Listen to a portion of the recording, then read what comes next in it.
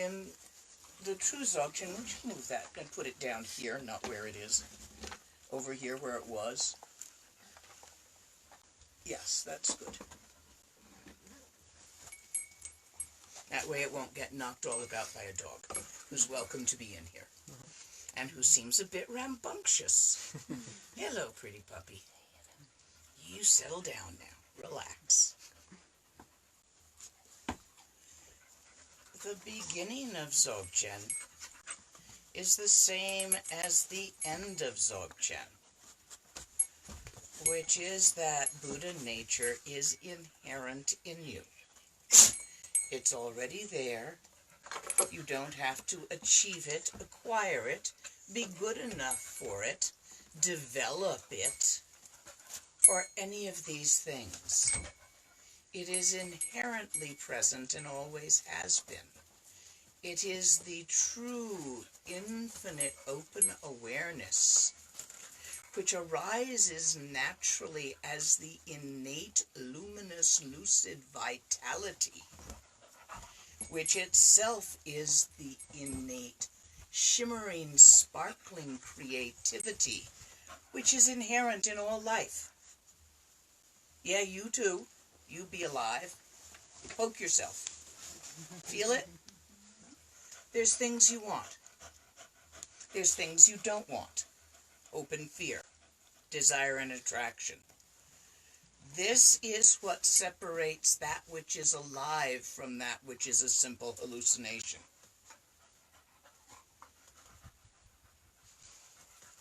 That which is alive has Buddha nature. And it is this Buddha nature which creatively gives birth to the myriad thingies, stuff, perceptions experienced through your sense organs, named as this or that by the ignorance which accompanies every moment. Each perception then described by your thought process. Oh, this is what happened, and this is what it meant, and this is what I now feel about it. And I feel it because it happened like this, and they did that, and they did that. You see how you do that? So that is what you do to distort the innate and natural perception of enlightenment. If you could just relax and stop trying to make things perfect, there it would be. But it's never quite good enough this moment. You want it to be a little bit better, a little bit different, a little bit happier, a little bit clearer, a little bit wiser, a little bit more enlightened, a little bit something in the next moment.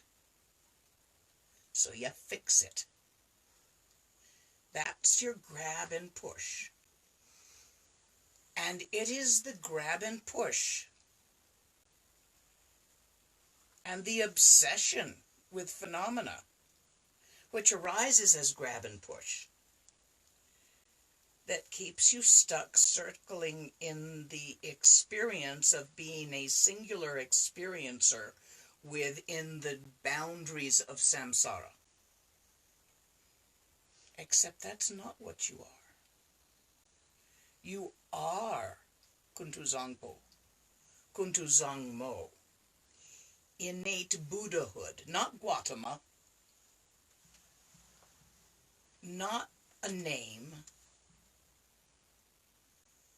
but the very aliveness of eternity and infinity.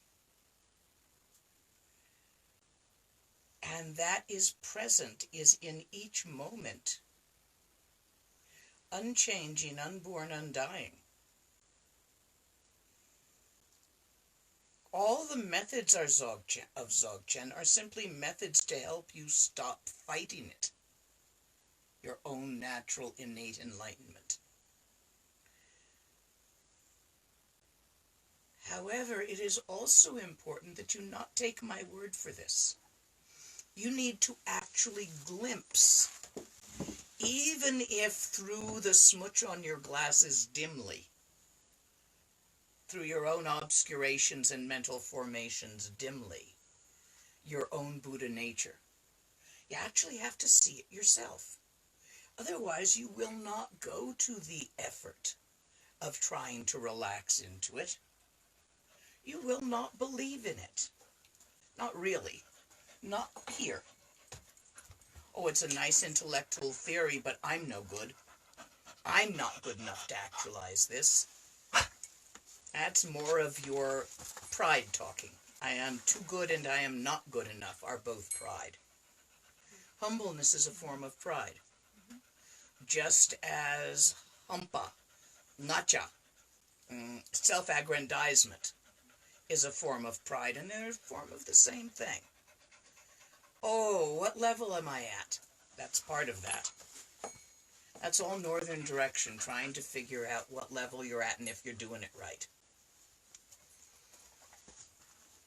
The first step is to recognize Tawa, your own innate Buddha nature, to get yourself a glimpse of it.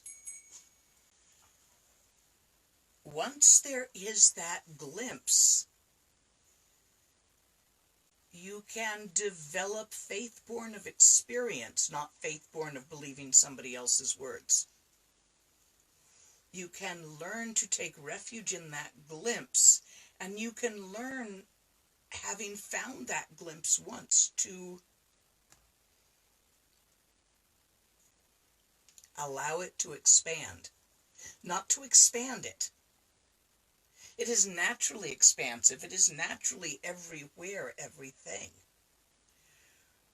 You can allow your attentional focus, the focus of what you pay attention to expand from your usual point focus on the minutiae of the day. Is my English too fancy for anybody here? No, it's perfect. Okay, I know you're not all first English speakers. So think where I can use words like... For me, it's perfect. I can use words like minutiae. Yeah. Okay. Please. Just checking, because I can also use other words if I get a group that doesn't speak English as a first language predominantly, or hasn't learned it in school, where they give you all the big words. So, normally every day, and you can notice this because look at today. What'd you spend your time doing today? Where was your attention focused? I'll bet it was on stuff, and what you thought of that stuff, the thoughts you were having about the stuff, and how you felt about the thoughts you were having about the stuff. I bet this is the three things you were focused on. Now, stuff, stuff things. How do you experience them? Through your sense organs, is it not? If I held up this water bottle, but you were blind and I didn't slosh it, you would not know what I was holding. But if you heard it slosh, maybe you would. But that's another sense organ. So you have 6 senses. The eyes see, but the eyes don't see things, they see shape and color. The chakra back here interprets that shape and color into that's a water bottle. If you were in a primitive culture, in fact, there's a lovely movie about a primitive culture where they find a Coca-Cola bottle. It's called The Gods Must Be Crazy. I would highly recommend it. It's not recent, it's old, but quite good. And it shows how you can misname things that are not familiar to you.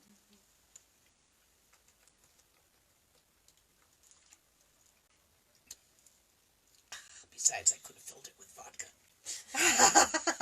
And you wouldn't know. From over there? Not That so sensitive? Not so It's vodka light. It's vodka light. Vodka Vodka light. without alcohol. It's very modern. Yes, gotcha. This is why it is so important to get the glimpse yourself. Because of your usual obsessive-compulsive disorder, which is you compulsively obsess with phenomena. You pay attention to the minutiae of thoughts, feelings, and perceptions all the time. Did any of you stop today for any period? You've been doing Tantra today. Which works with minutiae, different path. For the meditation. For the meditation. Even in meditation, sometimes we minutely focus on a single point, single-pointed focus. So we focus on not thought. Guess what? Yeah, this one's good. It's a thing. It's also a thing. Yeah. This is shine with an object, whether it's the breath, or we don't use the breath because it's later hard to stop breathing. When you want to take your object away, we use a pebble, because you can always chuck the pebble over the fence, and it's gone, whereas you can't do that with your breath. So this is a slight difference in how we use to focus our attention. And it's only because we need to go to shine without an object by removing the object. In all the focusing, including in shine, which is often called one-pointed focus, you're still obsessing compulsively with thingies, with phenomena. So the key is going to be to expand your focus of attention, not to move it, not to shift it from here to here. You're good at that already. To broaden the focus, but not fuzzy broaden. Relax, open clarity. Usually, when we take a few glasses of whiskey, our attentional focus does open. At least mine does. Some people instead just get into a royal grouch and get in fights. I seem to be a nice drunk. Usually. There is the story in town about me throwing the guy out of the cafe and breaking the chair one New Year's Eve. He called my wife a nigger. Of course I threw him out of the cafe and broke a chair. What did you want me to do? I'm not going to let him do that. She's timid. She's not going to fight for herself. He called a whole bunch of French people frogs before that, and they didn't do anything. Crazy Dane. Brave. But usually, I'm a very nice drunk. However, what the lack of focus booze gives you, as do other drugs, consider your own experiences if you've played with that. I'm of the baby boomer generation. We use these analogies. You younger folks may not. That's a fuzzy focus. Using alcohol or recreational drugs to soften one's point focus just gives it a fuzzy focus. It's not a bigger focus. It's just out of focus. It's like you're looking through binoculars and you're turning the little knob and it gets fuzzy, but you're still looking through a couple of tunnels. That's not what we're trying to do. We're trying to actually open the orifice of focus of our attention, not of our eyes, not of our ears, of our attention, without letting go of its clarity. There's some tricks to that. Because if I just tell you, right, do it. Yeah, right. So to make it easy, there are the teachings of the body, the teachings of the speech, and the teachings of the mind. So the teachings of the body is basically to sit with your back straight. Now, squished into this little cave, we really can't do that properly. You can try for the Maitreya position, which is both feet flat on the floor, your back straight and your hands here. Find out some way that you're not turned sideways. You don't have to watch me, you can listen. Okay. But you really want your back straight to give this a try. I hope you've sorted yourself into the best comforts you can for that. Facile, you've probably got the best seat for doing the Maitreya position at the moment. This aligns your channels. There are certain emotional tones that occur from twisted channels. For instance, if you do this with yourself bent forward, slumped, it can lead to depression. If you do it with leaning back too far, it can lead to hyperactivity or insomnia. And if you do it twisted to the side, it can lead to what we call in the texts peculiar ideation. I'll point you out to a few of our beggars in town who suffer from that. The odd belief systems like the CIA is controlling you through your feelings, that's an example of peculiar ideation. Feel free to put that down if it bothers you. Come here. He is just so happy to have love. Too much, yeah. And I think he's young. That Yeah. looks like a puppy. You are very patient. Yes. I can take him away. You want it? A little bit? Yeah. Come. So this is the beginning of the position of the body. Now, your thoughts think a lot. You know, they be doing that. Maybe you can put the If you bed move here. your butt back, you can actually possibly support your back on the bookcase if you need to. I'm fine. He will throw this Okay. one. I have enough scoliosis that I need a certain support on a certain part of my back, or the curvature gets out of hand. If you have scoliosis of the spine, get someone standing behind you with your shirt off. While you try to do this, find out where the curve is and find out how to adjust your seat by putting a wedge under your ass or leaning against a side prop or a back prop to make the scoliosis as straight as you can. I've worked with post-polio Tibetans and who are doing solemn practice where it's even more important than this, to devise seats that support them in that. So it doesn't mean you can't if you have scoliosis. It just means you're going to have to pay a little more attention to how you set up your seat. Most people past the age of 60 have a bit of it. We wear out. With your channels in alignment, your chin is your throttle. If your thoughts are moving too fast at any given moment, you can move it down just about a centimeter.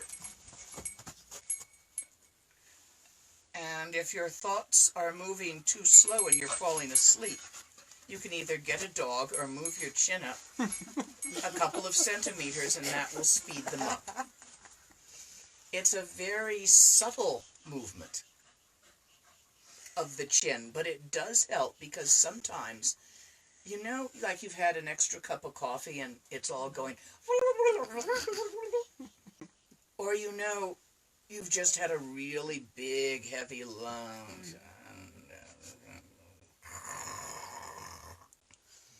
So this is where the chin helps. The chin helps when it's a little bit too fast or too slow. If it's extremely too slow, go take a walk or dunk your head in water. If it's extremely too fast, wait till the coffee wears off. It's usually a result of a situation that it gets that fast. The biggest and most important point of this is your eyeballs. I bet none of you can turn your heads and look at the altar without paying attention at it. Can actually look at it with your eyes without your attention being on it. See that? You can't do it, can you? Your attention follows your eyeballs. Wonderful, you've got a handle on it. So what you're going to do is release the point focus of your gaze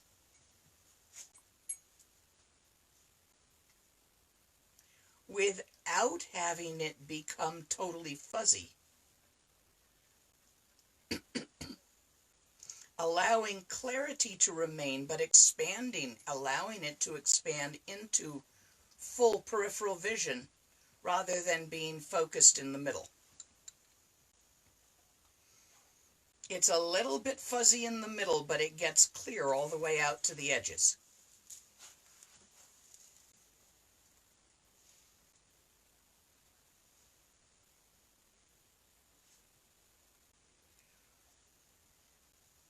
When you do this with your eyes, it will make it easier for you to relax your attention.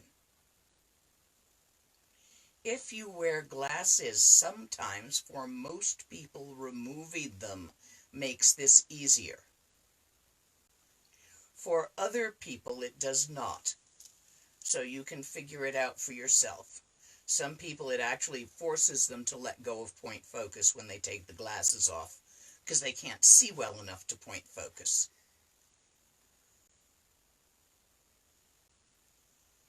This is the teaching of the body. It is extremely important. The next is the teaching of the speech. The teaching of the speech is very simple. Shut up. Stop talking to yourself.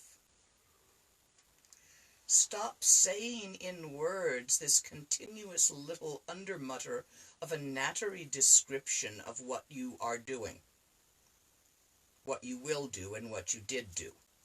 Just shut up.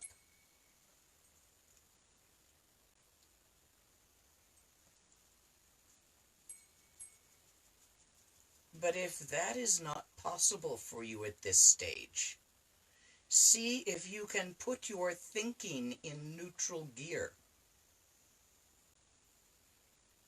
so that thoughts may arise, but they do not connect to the next thought. The original Tibetan of this advice given in Spontaneously Arising by Guru Rinpoche is to shunt aside the sluice gate of your water wheel, so that the water is flowing, but the mill's grinding wheel no longer turns. You divert it by the sluice gate. Since most of you do not have a mill, and may have never seen a water mill, although we do have them here, think about putting it in neutral gear. Even if you step on the gas, no matter how much the motor turns over, the clutch is not engaged. This is an analogy.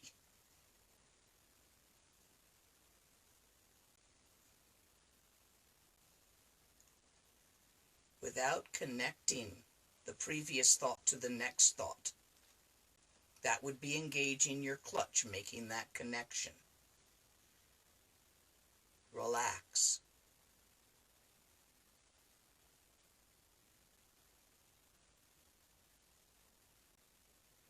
Breathe in through your nose and slowly out through your mouth like a sigh.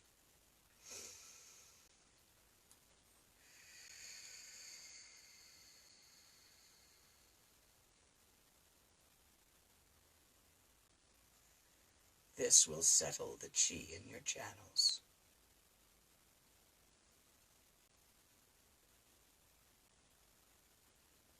Now, as the little Naam, the little thought particles dance in a random fashion and keep jittering to catch your attention, connect to each other and make phrases, allow your attention to relax past the focus on what you are thinking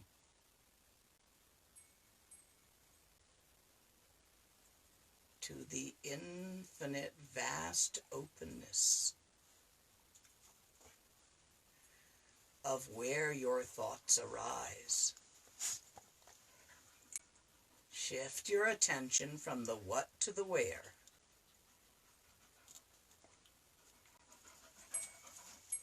For some people, visualizing an image, say, of a teapot,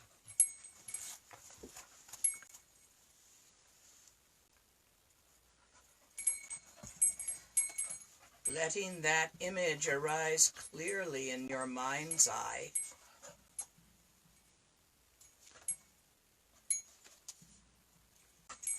Your mind's eye is in your mind. Find the location of the image.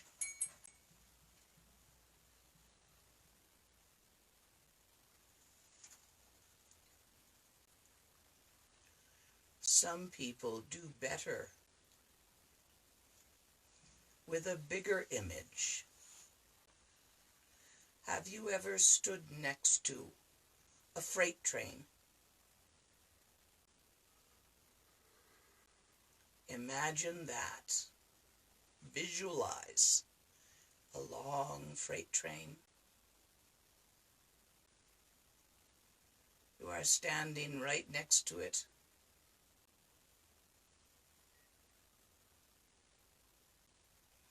Where's the picture? Where's the sound of clanking and sighing that comes from the train? Did your mind also put the flashing lights of a street crossing in? That whole picture, which is a lot bigger than your head, will not fit between your ears. Don't make the mistake of finding a location that is inside or outside, in front or behind, to the left or the right, above or below. This is another direction altogether.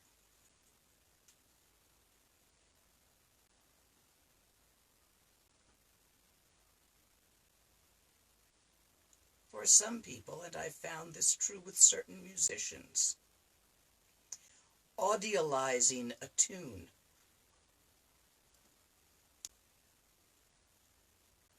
and then feeling around with their perception,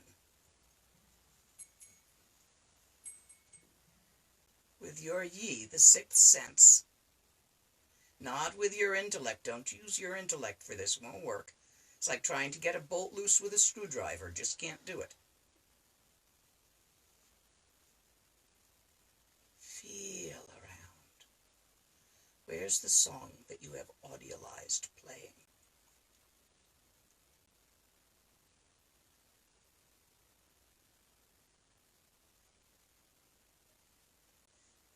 You imagine a very large green elephant with pink stripes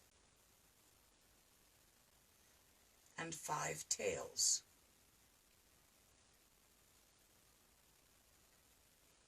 His trunks go in a spiral. He's smiling.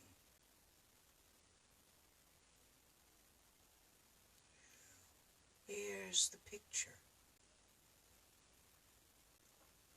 Beyond real and unreal, beyond all ises and isn'ts, as far as your imagination extends, Dharmakaya extends.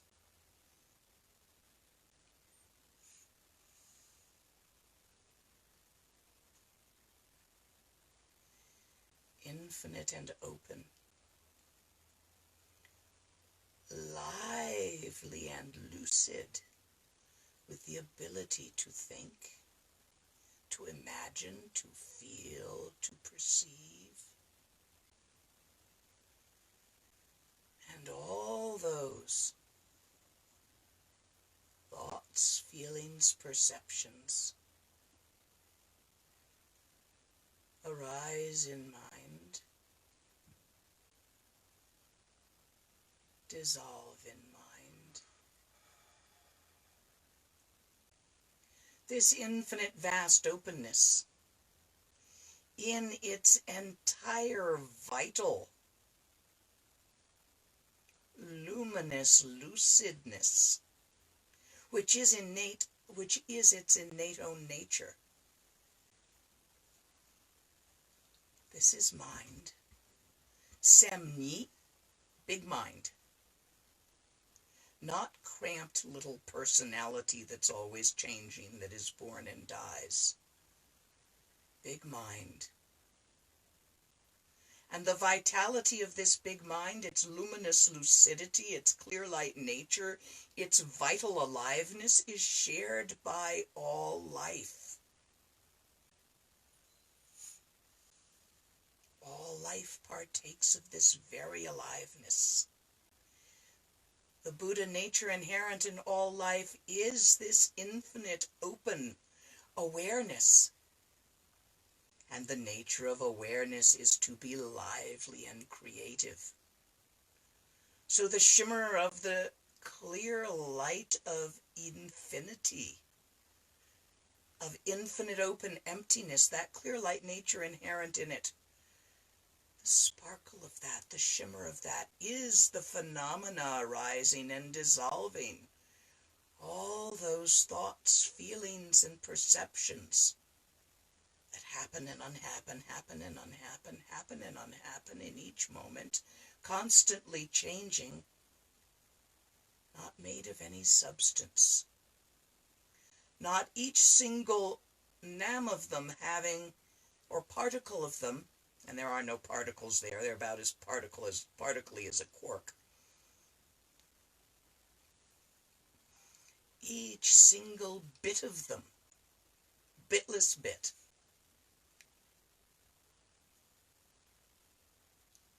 does not last for any length of time,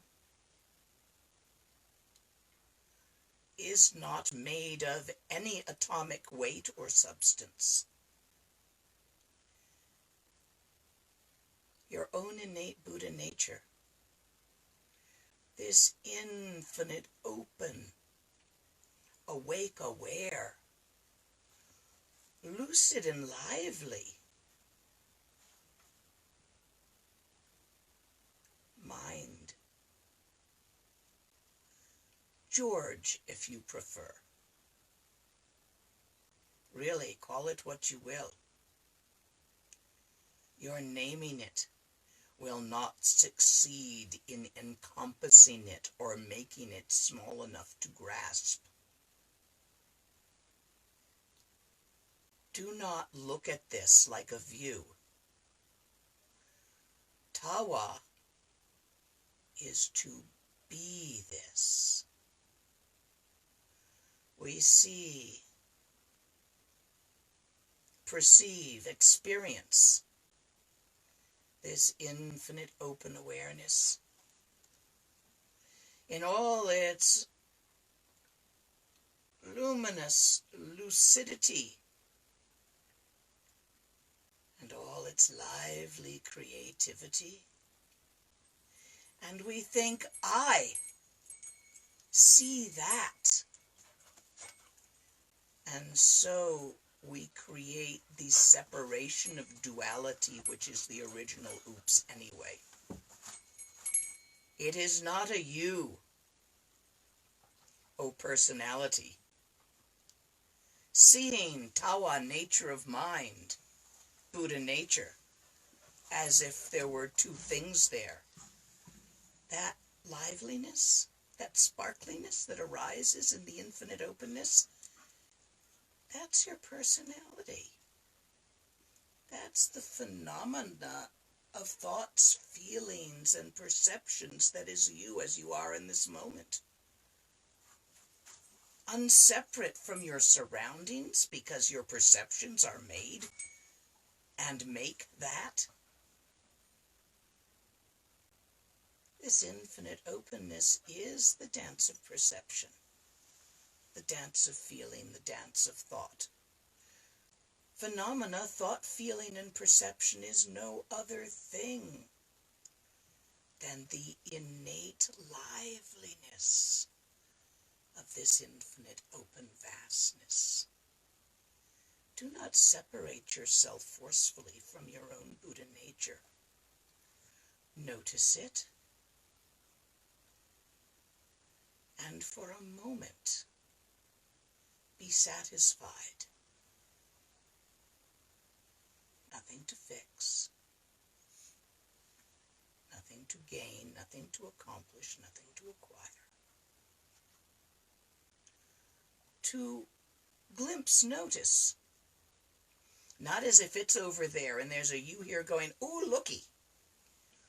But to notice as if you had never before seen a mirror and suddenly caught your reflection and touched it. To notice your own true nature without separating from it is tawa. This is the first point. But because our personalities, in its dissatisfaction and continuous experiential changeableness, the next book you read is going to change you, man. Their idea is going to get into your ideas. The next person you talk to is going to change you. Their words are going to get into your ideas. The next food you eat is going to change you. Those molecules are going to get all mixed up with your molecules. You're constantly changing personality, even though it has glimpsed this. Due to habit patterns of eons, we'll re-grasp point focus and forget this, even though it is noticed. Your forgetting it doesn't make it go away. It just makes you feel more and more dissatisfied with not feeling like you have it.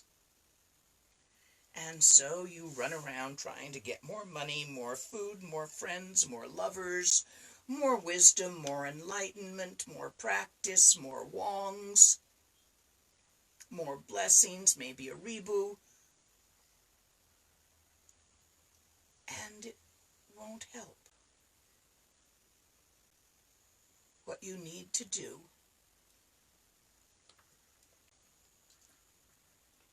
in each moment,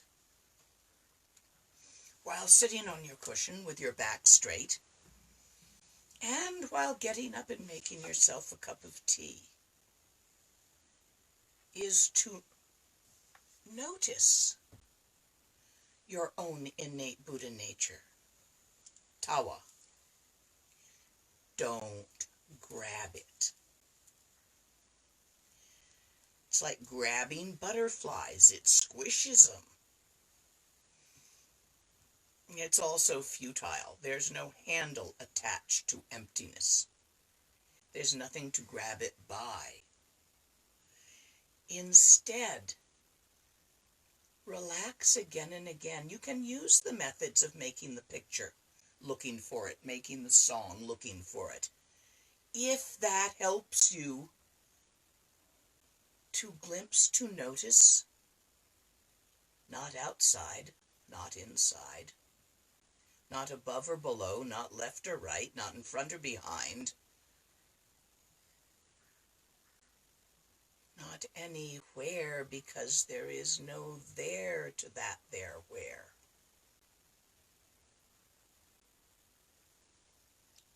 Glimpse, relax. If you keep doing that a lot, while doing simple things and then while doing more and more complex things, you will find after some time, months, years, that, okay, here is an analogy. Look at me through your spread fingers. Look at my face through your fingers. When you look at my face through the fingers, you can see my face. When you look at the lines on your fingers, you can see them, but you can't see my face clearly at the same time. See that? That's your analogy. In the beginning, when you first do this, it feels like looking from your normal focus on points, thoughts, feelings, what you're doing, what you're going to go get, what you're going to do tomorrow, what's the shopping list, what do I need, what do I want?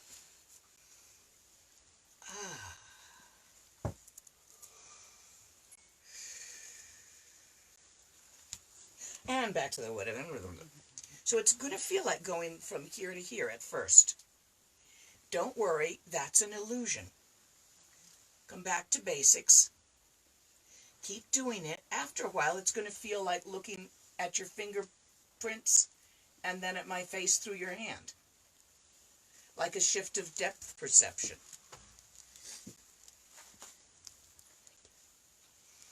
After a while there, easy dog. Hello? Hello, it's me, Karma. Sorry for being so Hi, late. Karma. You just missed the Wong. Come on in. Somebody make room for Karma. Thank you, I'm comfortable here. Okay. Right here, Put your shoes on. It's cement. You're going to take a cold. You can sit here too. Put your shoes on. Come on. You can't put your bare feet on cement. It's going to make you miserable. You'll get sick.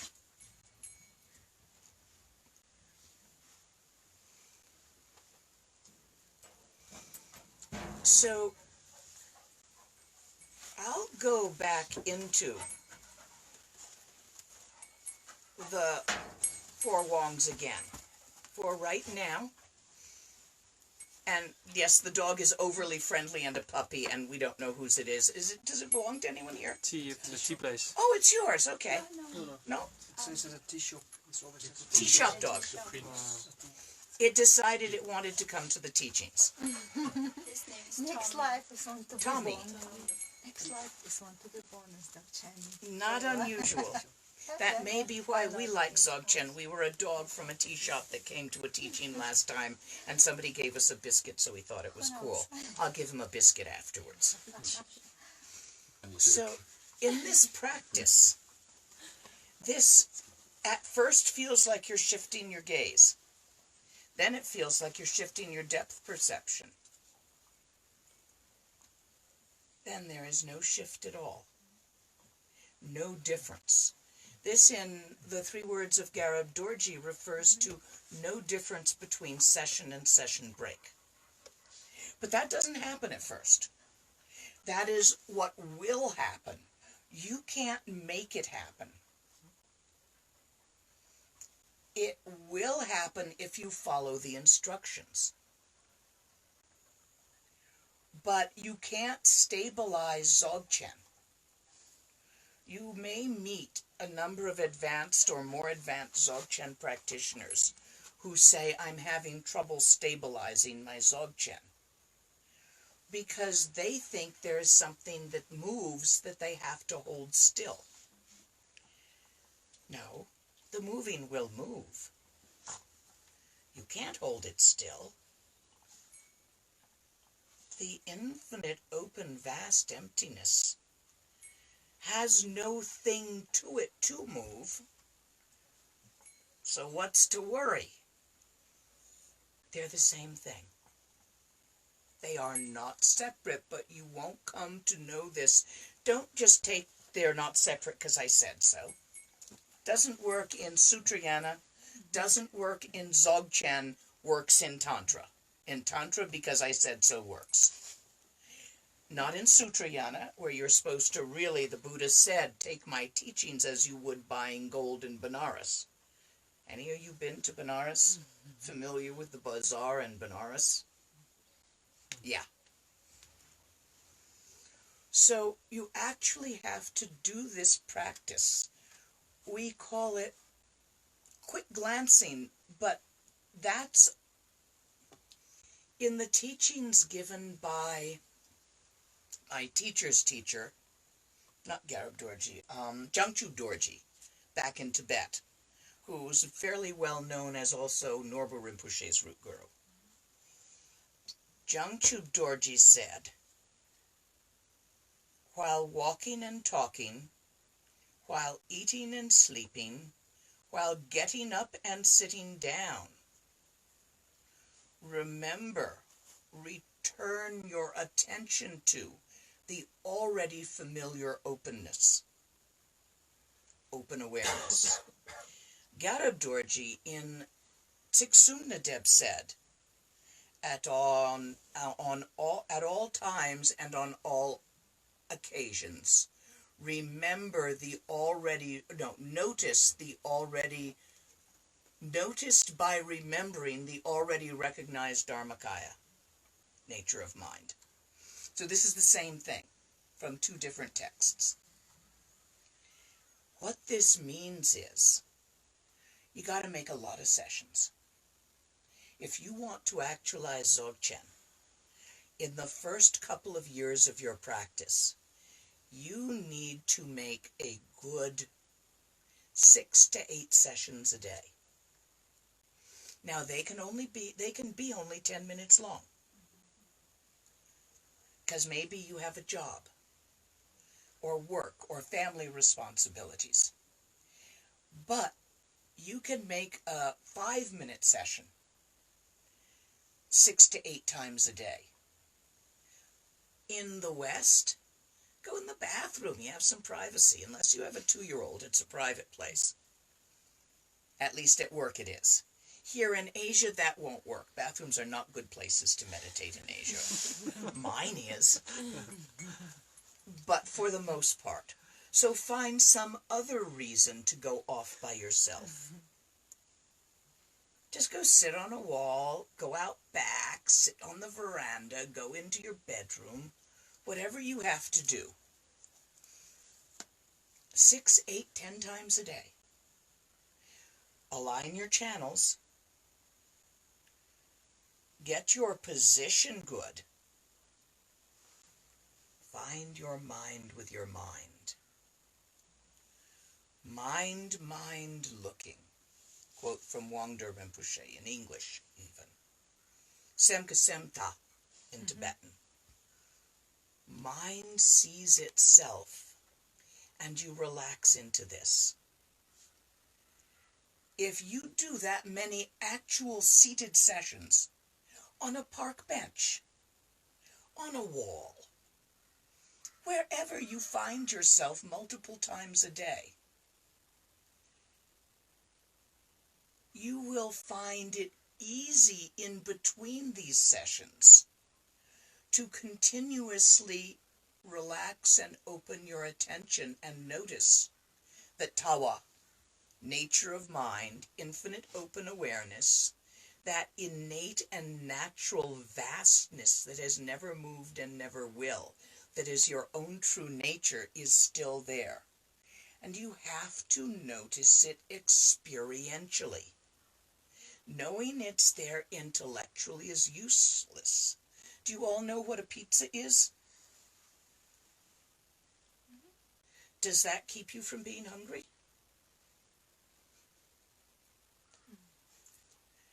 What would you need to do with a pizza to satisfy? You'd actually have to eat it.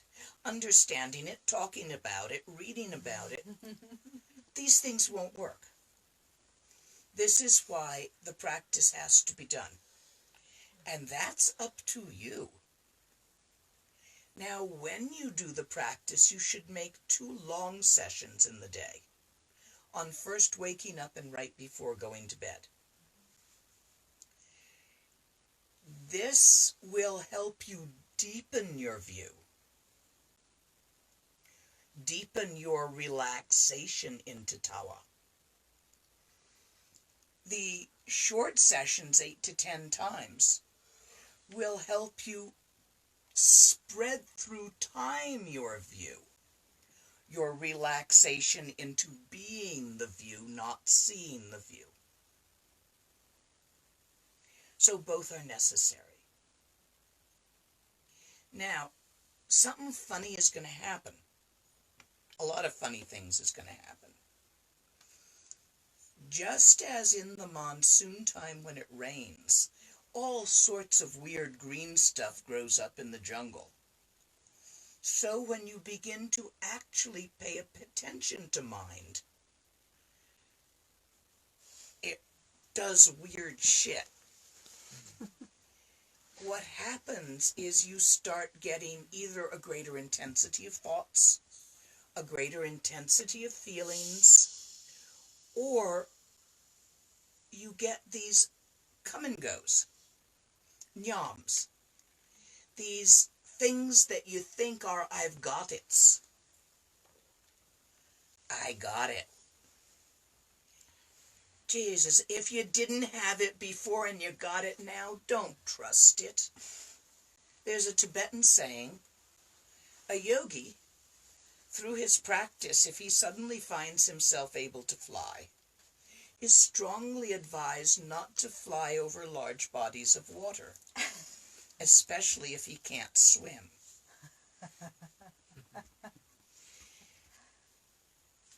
You get these nyams, and some of them may feel really miraculous.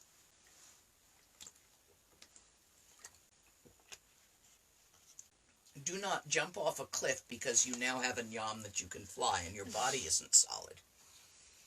How do you recognize it's a nyam? It came. It wasn't always there. It's new. It had a cause, your practice. Don't trust it. Don't grab it. Relax. In Dzogchen, if a nyam happens and it's just moving through, you get, say, bright light. Suddenly your eyes dilate and everything has like an aura around it. That's a real common early nyam, because you're trying to change your eye focus. That you probably don't have to do anything about unless it gets stuck. Nyams do get stuck. You can get into a state where you are not thinking, and even if you want to, you can't get a thought to come. You can get stuck there for hours. It's not luminous. It's big, open, vast, and empty, but it's kind of dull. There's no lucidity to it. But since you have previously been plagued by thinking continuously and I can't shut up, you think you got something cool. It actually is a sign of progress, but it is not the progress. The example we give is you're driving along and you see a road sign that says Chandigarh 100 kilometers. And you are headed to Chandigarh. You don't pull over at the sign and go sit by the sign because it said Chandigarh, just because it named your destination. Keep going. They say a Buddha has no Namtok, but Namtok is a compound word. In English, discursive thoughts, also a compound word. Naam, those little tiny infinitesimal lack of duration or substance bits of thought that sometimes just sort of but when you don't hook them together, like I showed you earlier, those are Naam. The talk is the hookiness that hooks them together. Buddhas don't have that hookiness, so their thoughts aren't stuck. It is not a matter of stopping thinking when you're enlightened. Don't translate Namtok as thought and saying that when I'm enlightened I won't be able to think. It's rather you won't be trapped in the apparent solidity caused by ignorance of all your descriptions of phenomena. Therefore, you will be able to perceive directly as it is rather than as how you think it is. This is why, when you get an experience, if it arises and it goes, fine. Leave it alone. It's gone. Don't try to keep it, and for God's sake, don't try to get back an experience you had last Tuesday that you really liked. Don't do this. But sometimes they get stuck. It could be as simple as a sound that doesn't go away, but that did come, a ringing in your ears. It could be a sensation of wisdom and clarity where you know all the friggin' answers. It could be bliss, where every moment is just physically perfect. Dewanyam, the bliss state that gets stuck. It gets stuck, especially on us old meditators, because nothing hurts. It's like, oh, wow, nice. Can I keep it, Mom? Can I keep it? But seriously, you don't want to keep it. Because it is a divergence. It'll drop you right into the God realms, and the lower God realms at that, gods of form. And then you die. Again. And you used it all up. It's like spending every cent you've saved on a vacation in Hawaii, and then it's Monday morning. And the vacation's over, and you're back at work, and you don't have enough to put gas in the car. So, when you get these nyams, and you will, all sorts of experiences, and you're going to think you got something cool. And yeah, maybe it is cool, because it says you're doing the practice right. You're going in the right direction. But the trick is you can't stop there. You can't get stuck. Don't get your wheel stuck in the mud ditch by the sign that says Chandigarh just because you're going to Chandigarh and you pulled over for a minute in confusion. These are analogies. You have to pop the nyam. You have to pop the experience. So in Mahamudra, there's one method, but this is a Dzogchen teaching, and there's a different method. There is a seed syllable. Are you cold, hon? Here, put this around your shoulders. No. I'm good. I'm actually gonna go grab my shoes. I thought socks. I told you to put your shoes on. I put my socks on, and I thought that was gonna be good enough. There's a reason to follow the Lama's instructions. Okay. I'm good. Take this too. Okay. Thank you so much. I have another one for the next cold person. Anyone else cold? Yeah, you're on the outside because you were a little late, so it happens. That's fine. This is a small cave.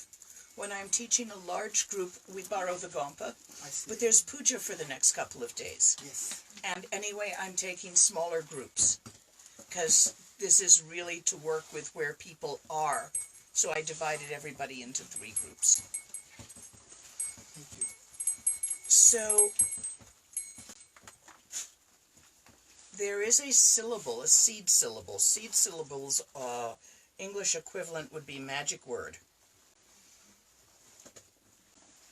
that is comprised of the union of the letters of method and wisdom, pa and tra. And it spells pe, pe, pe, pe. But in this case, it has a lot of uses in Dharma. We use it in Chud. We use it in Poa.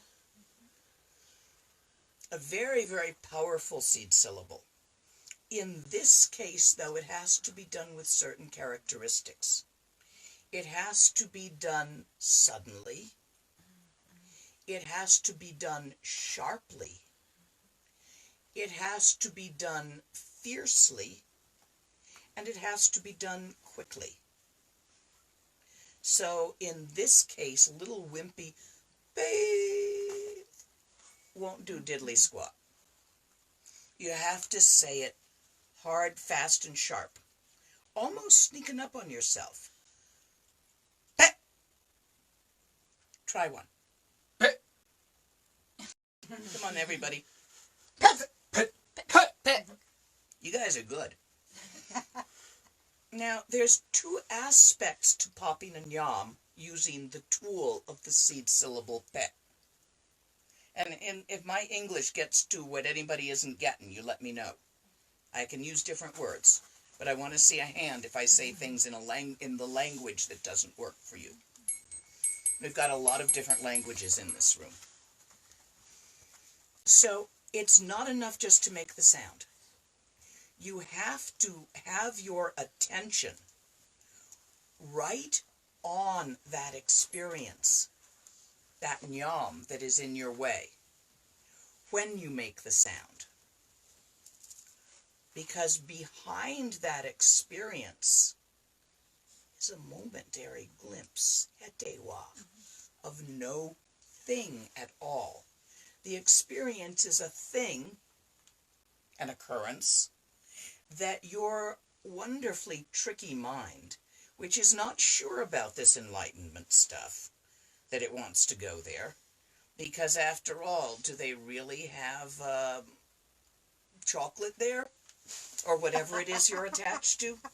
You're just not, I mean, even though you really want to, you understand all the reasons from Lam Rim, there's a part of you that doesn't want to let go. So it's going to be tricky. And you just got to accept that. And it's like, well, you can't out-trick yourself because you're smarter than you are.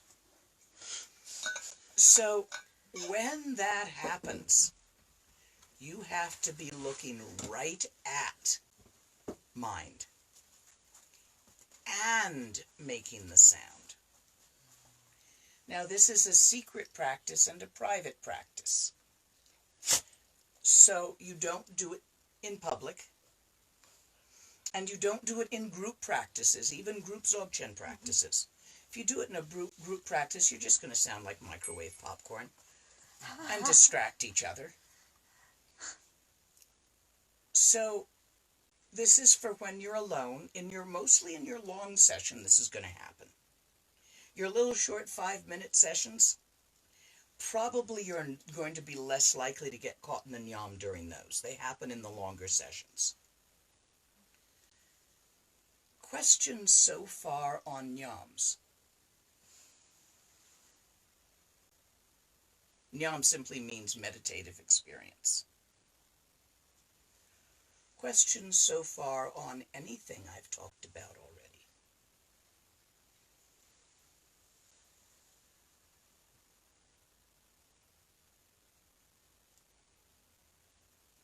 Was that clear? Yes. Are you just going to be able to identify a Naam as something that is different to what you've perceived before? Or and something that in some way you are enjoying or attached to. Yes, a difference. Now, sometimes people in retreat do things like get dehydrated and it causes ringing in their ears. Mm-hmm. That's not a Naam. Sometimes you catch a cold and have a stuffy nose. That's not a Naam. That's a stuffy nose. Yeah, it wasn't there before and it is now. These are things that happen in meditation that weren't there before. Things that feel like realizations, but they're new. Mm-hmm. When you actually see your own mind exactly as it is, rather than slightly off-center the way we usually hit it, there is no question that it can come or go. There is no thing there to stabilize. They say that actually recognizing one's own nature of mind, dead center, is enlightenment. Until that, we are getting our tawa, the way we're seeing, it's close. And each time we look, it gets closer to the center. But we're slightly off. It's like learning to play darts. It takes a while before you get good enough to hit the middle.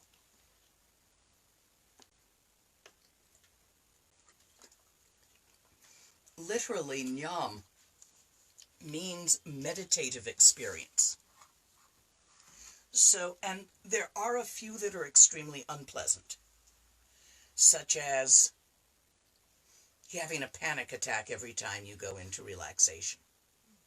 That panic attack is a Naam and can be hit, but you can hit it with pay, but you must be looking right at it, facing it, not going like that when you hit it.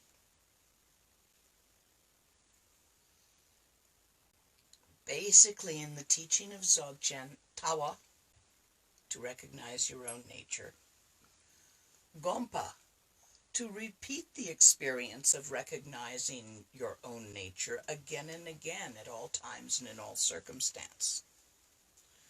Sopa,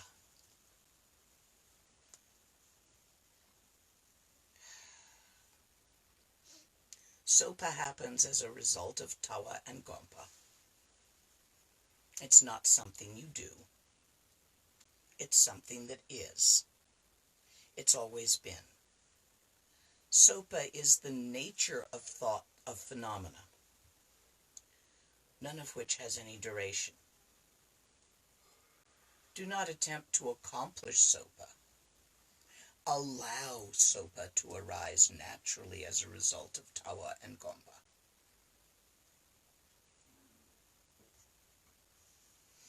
Tawa's the key.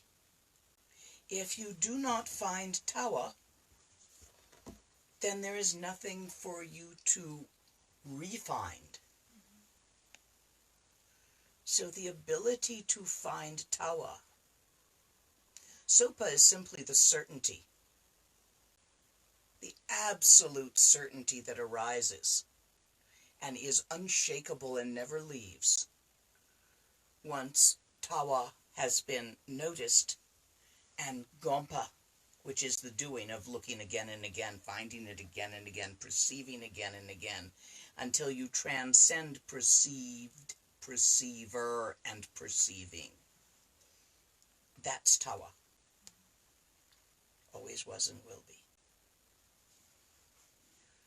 Questions on any of this? So how do we know if we've recognized it, or You no longer ask that question. If there is doubt, you haven't. It is so clear and obviously not a thing. And all of our recognizes that we get before then are simply mind-made projections of what we think it is. To recognize Tawa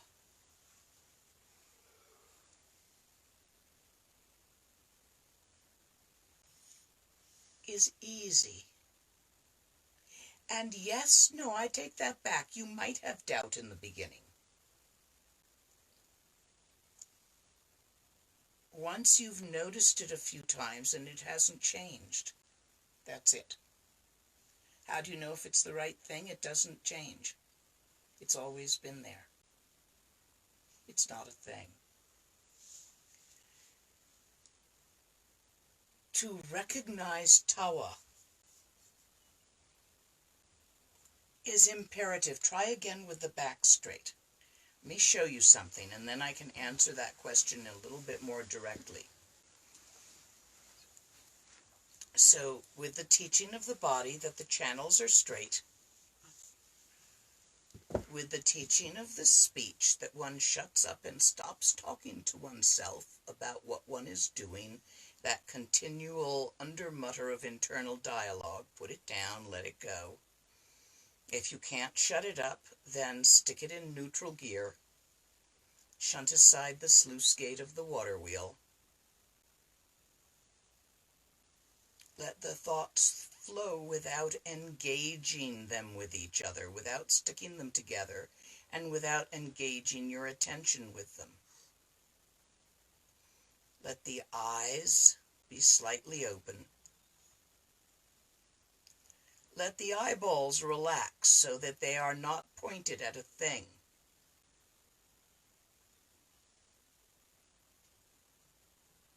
Allow the eyes to release their point focus so that the mind itself can release point focus.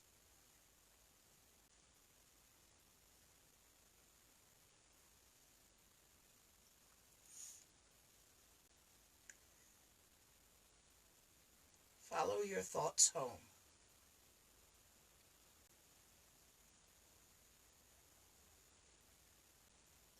Where are they happening? Find your mind. If your chi is unsettled, your lung, breathe in through your nose and slowly out through your mouth, which will settle your lung and make this easier.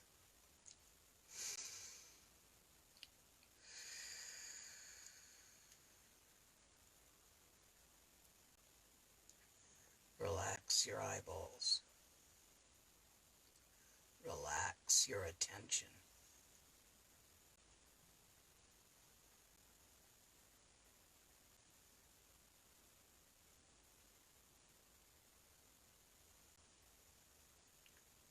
The thoughts arise. Thoughts dissolve. A single thought Naam lacks completely duration.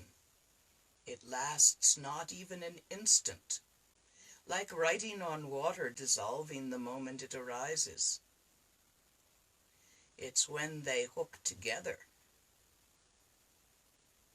that it is like writing on ice.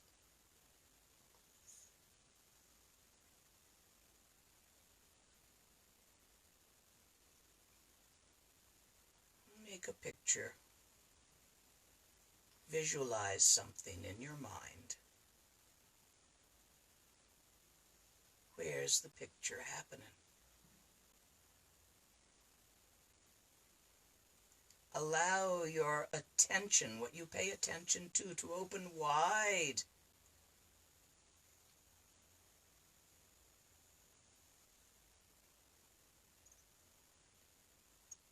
Infinite.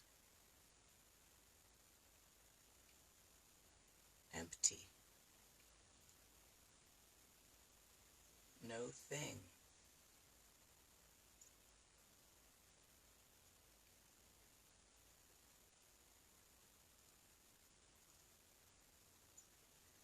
As far as your imagination extends, Dharmakaya extends. In all dimensions.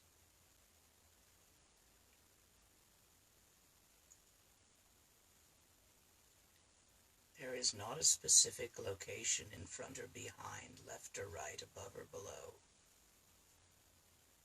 Mind itself is neither inside nor outside. Inside and outside are thoughts. Vast beyond conceptualizing. Without even a mote of an idea of center or edge.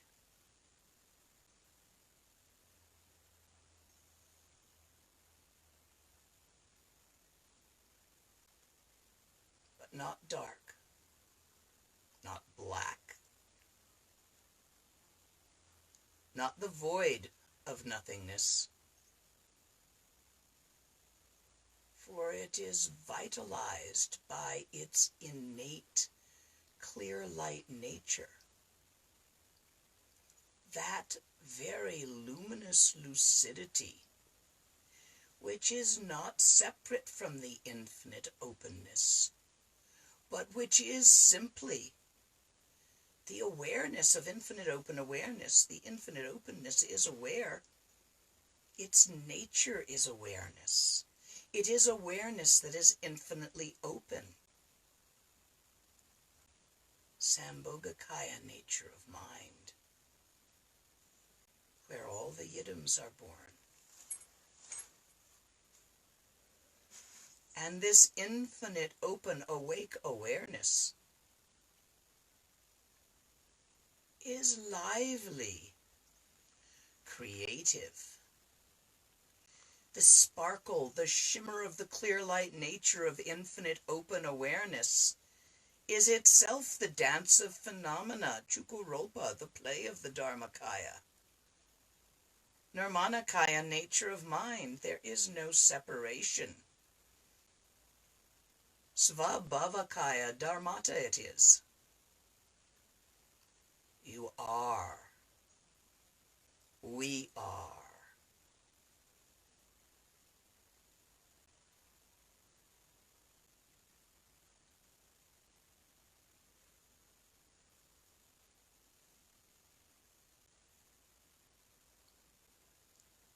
Tawa.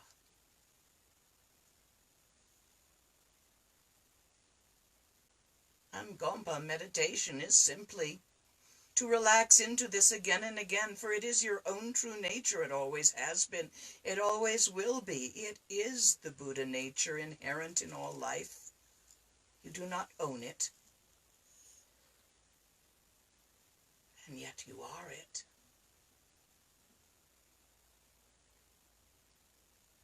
Open your attention again and again into this infinite, vast, lucid and luminous, lively awake awareness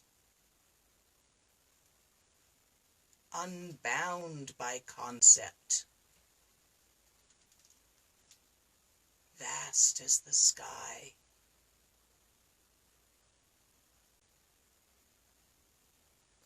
Relax,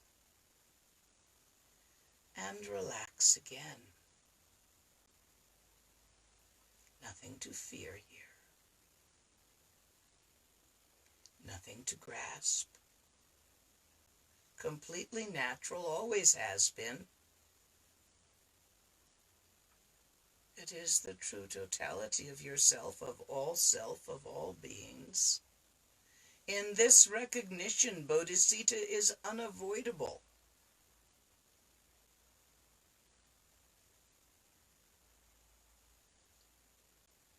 How else?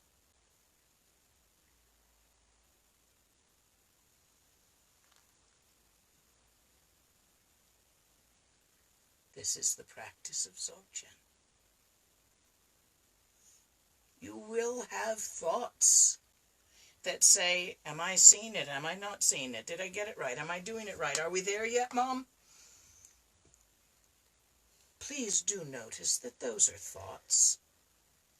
And there are no true thoughts. The Buddha gave 84,000 different teachings and words without saying a single true thing. And yet all 84,000 teachings of the Buddha pointed to the same true thing. Words don't go here. Practice. Any questions?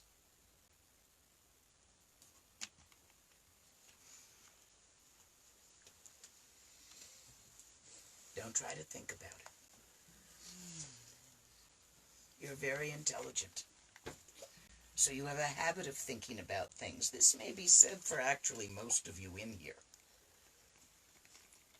It's going to be hard for you not to think about Tawa. So I say go ahead and think about Tawa. Just don't pay it any never mind what you think. It isn't what you think it is. None of it ever is.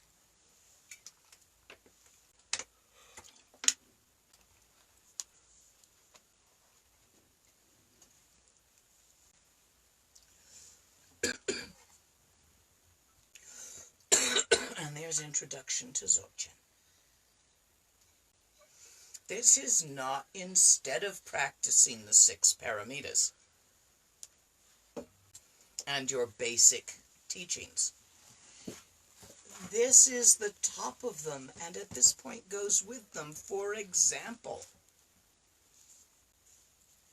if you are generous of body, speech, and mind, if you practice patience and not get in a lot of fights, if you do this with tsundru, perseverance, make sure you do it every day even if you don't feel like it. If you do this, if you practice morality, you'll be in less trouble in life. You know, if you end up stealing from people, if you steal from people, you're going to get a reputation. It's going to do you poorly. The same with killing things. You know that's going to bring bad. So practicing the 6 paramitas is just sort of a context in which it's how to practice all practices. Yeah, you practice them with patience. If you're having a bad day, don't thwap yourself. Do not beat yourself about the head with a baseball bat because you had a bad day and you can't even get anywhere near Tawa. So what? Time pass. Okay? Patience with self, with one's practice. Perseverance. Just because you had a bad day, don't stop. So, at this point, Dzogchen is part of the Dharma and goes with other practices you may be doing, such as Chenrezig, Tonglen, Vajrasattva, Nundro, ordinary Nundro, extraordinary Nundro, reading the sutras. But if you want this to work, and this is the highest teaching and the fastest method if it works for you, if you can do it. How do you know you can do it? You kind of like it. All it takes is to practice this with joyful enthusiasm for a time. Tantra, they say, leads to enlightenment in one life.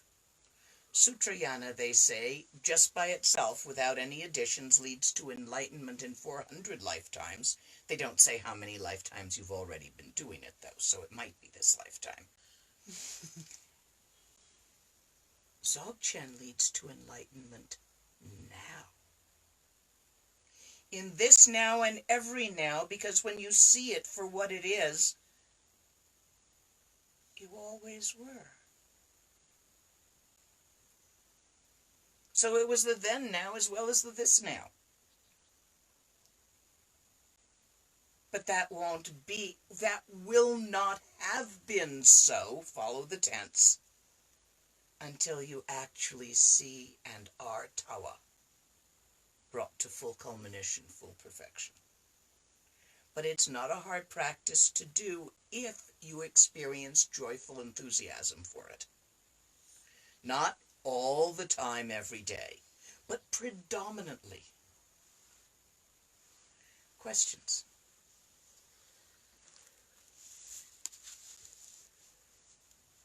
We're good to go then.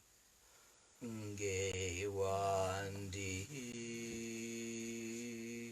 nyur du da chi chi sala go parshug. This tawa, this samsara, this nirvana, we're all in all of it together. So support each other and the bugs.